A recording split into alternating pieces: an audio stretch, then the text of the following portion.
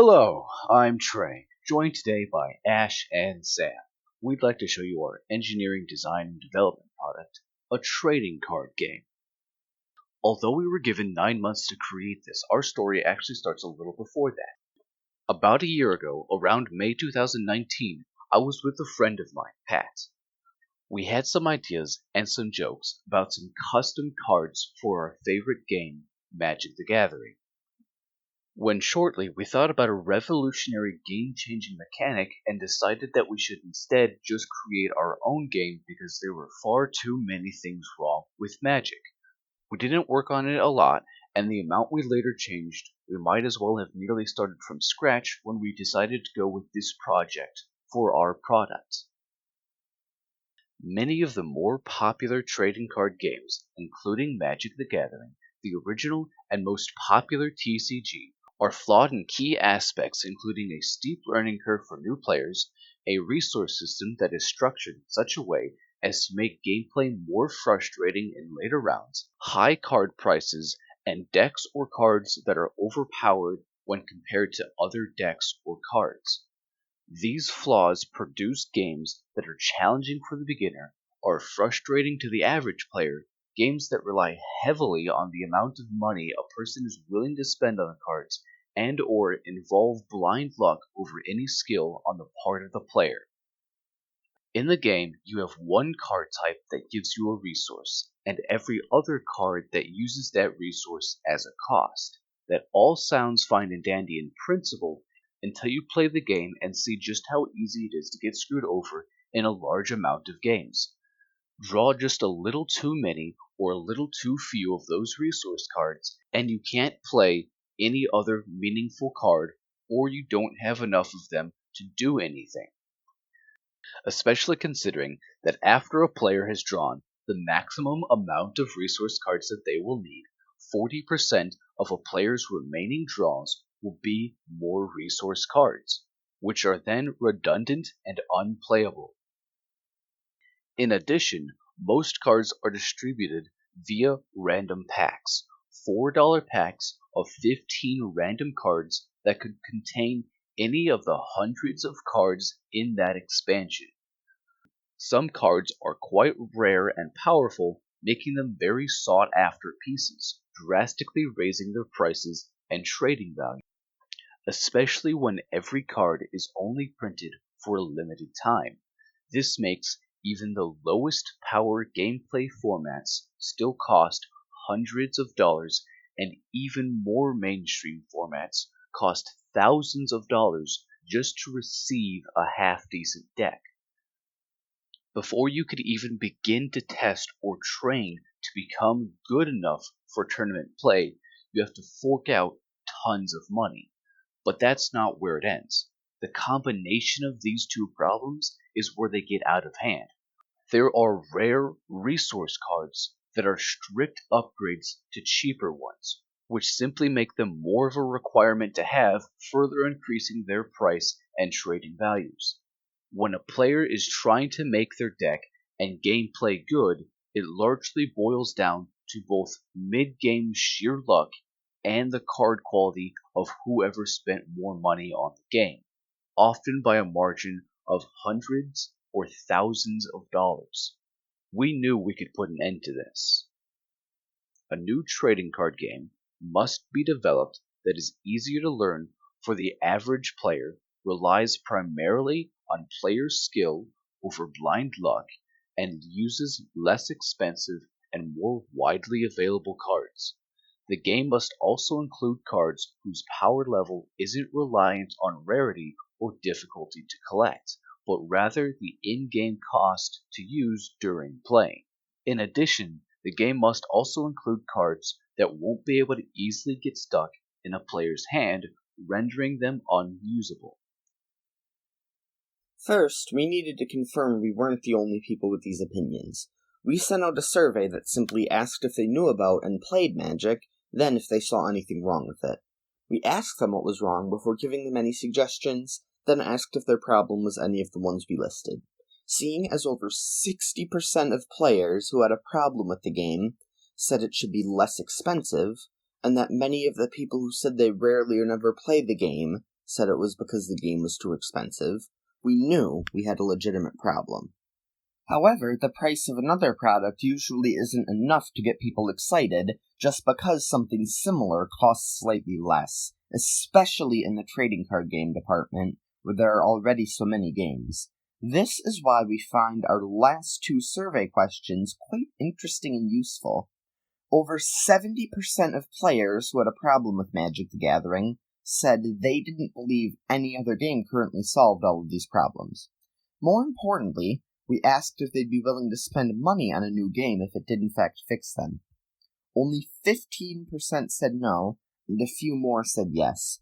Over 60% said they'd give it a try, which suggests that a large majority will buy the game at least once, and they are willing to consider continuously playing it. From there, we wanted to research and explore the functions and mechanics of not only TCGs, but other games as well. We wanted to make sure we weren't copying popular games, but to also find intriguing and unique game designs. Just because common TCGs aren't using a typical card game mechanic doesn't mean that we can't. In fact, being unique is what we specifically wanted to excel at. From there, we proposed a crazy and radical idea, but one that might just work if incorporated right. We thought, why can't trading card games also be board games? There were two main ideas for the kind of board we would use. At first, we thought about each player having a larger puzzle piece that would connect to another player's board. This would allow for the possibility of many unique boards instead of one out of many, and wouldn't require players to agree on one. However, we were more intrigued by the more interesting idea, the interactive game board. This one would have multiple front faces, and it could be transformed mid-game. In addition, we would allow the player going second to choose the board and its starting face, as it's common knowledge that the first player in any game almost always has a slight advantage, as long as the game doesn't do something to balance it. Our first goal was to solve the resource system by using in-game mechanics to prevent cards from being unplayable or otherwise useless throughout a game. Our solution was to make each card a split card, which is to say, cards with multiple options can be played as either type. If one side of the card is the normal resource card, and the other is your typical creature/monster type, then you can be punished a lot less often. It is easier to have a lot more resource cards in a deck to ensure you aren't underdrawing them, while still keeping the same level of playability if you overdraw them. In addition, we realized that making every card have multiple options actually invokes a lot more strategy and can have the gamer rely less on luck. If a card has more than one way to play it, but you can only play it once, then you have to keep making the decision of which side is better, now or later. Cards are able to be and feel fairly unique while still being redundant, which makes decks not only more resilient against chance, but is able to make them a lot more proactive in-game. In other trading card games, we notice that once a player gets ahead of their opponent, that is often a struggle for that opponent to get back up, especially considering that there is no continuous cost to use their overgrowing, ever-outpacing army, and that both players are permanently stuck drawing the same amount of cards. Because of this, two new mechanics were created. One mechanic inspired by one of the games we researched, Unstable Unicorns. We allow players who can't do anything to draw more cards, further increasing their chances. If a player hasn't played any card for one whole turn, then they draw an additional one. The other mechanic creates an upper but increasable limit to the amount of creature or monster type of cards a player can use. Each one has to be paid a little bit more than main resource in order to attack, aka damage the opponent. These recruits also cost a little more if you're too far ahead of them on the board, because every time you play a non-resource card, you move a space on the game board. The greatest advantage we have over trading card games is both our hindsight and flexibility for adaptability. The original trading card game, Magic the Gathering, has been around since 1993. 27 years of mishaps and lessons that still plague their game to this day.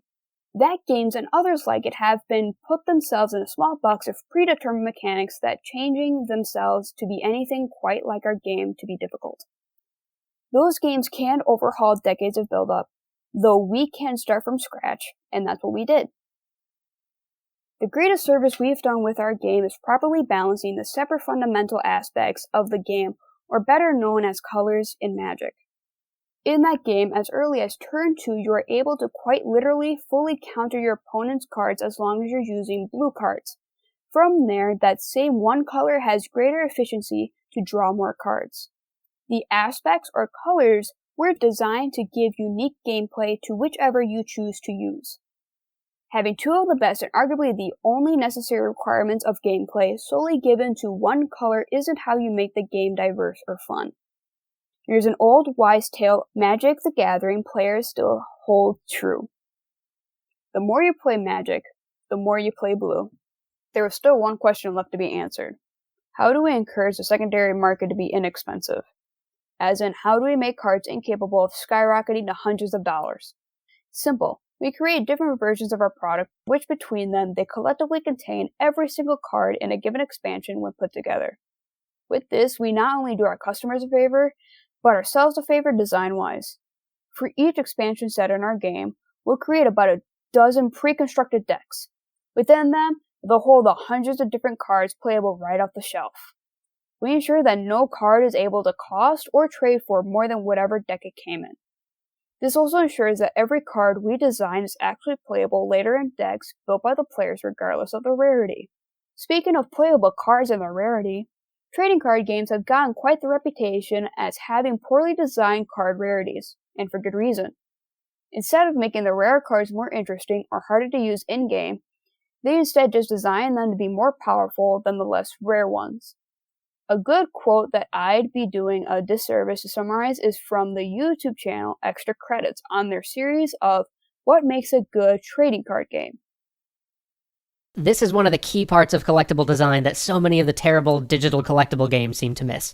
If one card has cost X with power Y, and a rarer card has cost X with power Y plus 5, you've screwed up. There are no interesting decisions to be made there, and so you've undercut a lot of the benefit of the evolving nature of play. You've also somewhat shot yourself in the foot as a designer, as new packs become a disappointment if the only question the player has to ask themselves when they open it is, are the numbers bigger than what I already have? Especially if the answer is no. We want to avoid that and the effects of aging card games. Games that the newer card game expansions start to slowly make cards more powerful than the previous ones. While saying this, there are numerous examples of cards who have the exact same effect for cheaper or additional effects for the same in-game price, with the only difference between being the year they were created or the original printing of its rarity. In our 9 months, we did a lot more research, concepts of design, and playtesting rather than visual design. We did get a nice amount of lore, background stories, and concept art created, though we didn't get any of the detailed art, many of the wanted digital designs, nor could we agree on a name for the game. For the longest time, we were going with Lords of Corruption as it thematically matched our story's lore, but quickly realized that this would be a poor marketing to the younger audience and likely seen as too edgy for our older market. In the end, our better placeholder name for the game is currently Decadence. Our cards never got printed onto normal cardstock, and we couldn't test them due to being stuck at home because of a particular virus.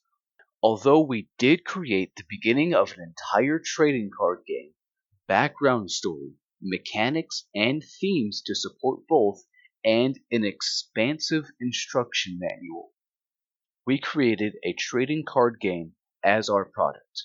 We believe that our game design, including a game board, the counterattack effect, which we didn't go over here, revised aspect balancing in inexpensive secondary trading card markets, various other in-game balancing mechanics, and our open-mindedness about new game-altering mechanics in future releases will set us apart from other widely popular games in the same genre, such as Pokemon, Yu-Gi-Oh!, Hearthstone, and others, but most notably Magic the Gathering, potentially creating an actual game that we could sell in the future.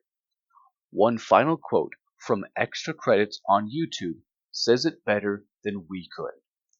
So, all said, there are a lot of reasons why collectible games can be awesome, and a positive part of our gaming palette. It's just something that, for all of its positives, can be very dangerous if used simply as a tool for separating players from their money.